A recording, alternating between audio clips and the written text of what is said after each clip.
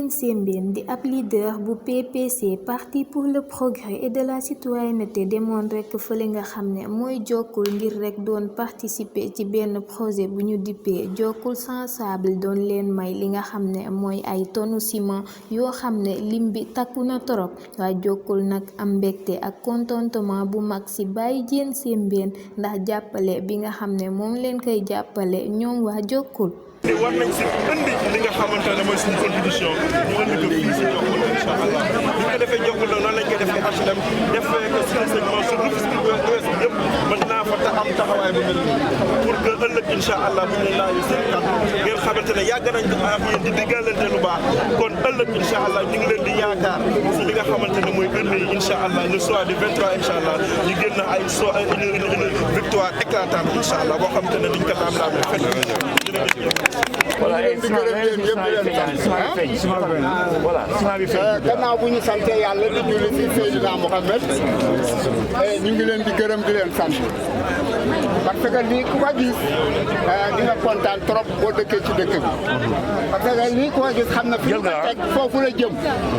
donc ki nga fi teg nag muy suñu jarbaat muy Baye Diene Sembene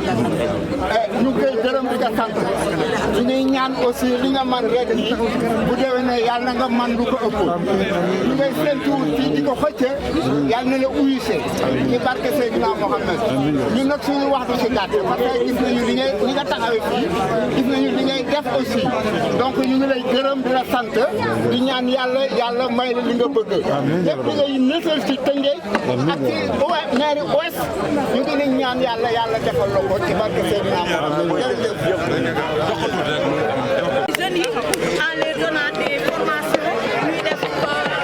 le permis di leen may di def leneen di dem di yóbbu si ndax amul nag ay affaire au niveau de l'ouest mu dem commencé à si teg ab yóbbu kaw fépp mu fay dem lu kenn man nag ñaar ak a kataar Seydou Diouf dolli na la 25 tonnes de ciment pour mu jël ko dolli ko si ñu fii ñu distribué au niveau de l'ouest gannaaw loolu nag ñu jërë ñu ci sant yëpp di wax ne ngeen voteel